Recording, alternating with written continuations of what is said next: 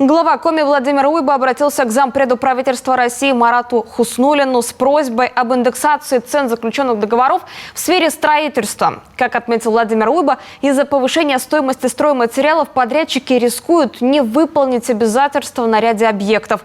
За ситуацией следят и сотрудники прокуратуры Коми. Сегодня в ведомстве прошло заседание коллегии, где подвели итоги работы за первое полугодие и обозначили планы. Наталья Юрина продолжит. От нарушений в сфере труда до рассмотренных обращений граждан. Время подводить итоги работы сотрудников Республиканской прокуратуры за первое полугодие. На каждой сфере руководитель ведомства Коми Николай Егоров подробно останавливается, приводит примеры, дает коллегам поручения. Во время пандемии увеличилось количество нарушений в области медицины. Прокурорами города Сыктывкара, Усть-Илимского района выявлены интернет-страницы сайтов, где размещены сведения о продаже медицинских справок, об отсутствии заболеваний новой коронавирусной инфекции, оформление которых невозможно без фактического обращения в медицинскую организацию и вызова врача. По таким фактам в суды направлены 6 исков о признании информации, размещенной в сети интернет, запрещенной к распространению в Российской Федерации. Инцидент в Уктыле стал основой уголовного дела. Сотрудники Республиканской прокуратуры следят за подготовкой коммунальщиков к новому отопительному сезону. Капитальный ремонт ветхих сетей до Сыктывкарском водоканале заинтересовал генерального прокурора России. Участки для проведения ремонта выбирались без учета сведений об их техническом состоянии, что повлекло возникновение аварийных ситуаций. Должностные лица муниципалитета оставили эти факты без внимания.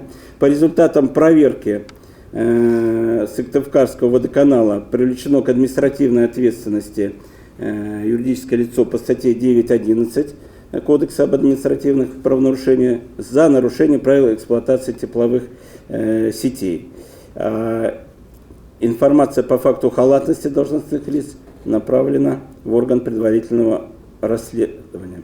Совместно прокуратура и правительство Коми решают вопрос и с обманутыми дольщиками по улице Стахановская. Плановый срок новоселья – следующий год. Сейчас в республике возводится еще 13 домов с долевым участием. Недострои на карандаше. Впрочем, не только новостройки вызывают опасения у власти и правоохранителей. Из-за повышения цен на стройматериалы строительство ряда объектов может остановиться. Во избежание этого глава Коми Владимир Уйба обратился к зампреду правительства России.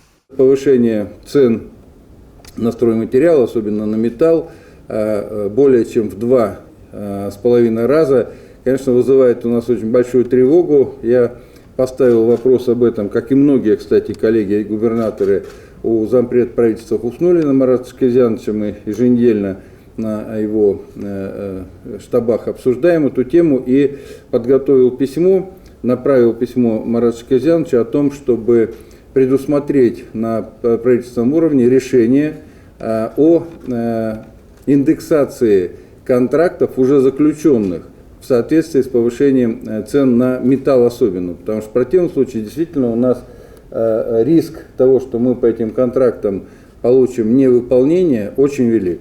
В заключении расширенного заседания коллеги и сотрудники прокуратуры Коми поставили новые задачи на уже текущее полугодие. Одна из важнейших – обеспечение законности в период проведения избирательной кампании по выборам депутатов Государственной Думы. Наталья Юрина, Павел Люлянмин, телеканал Юрган.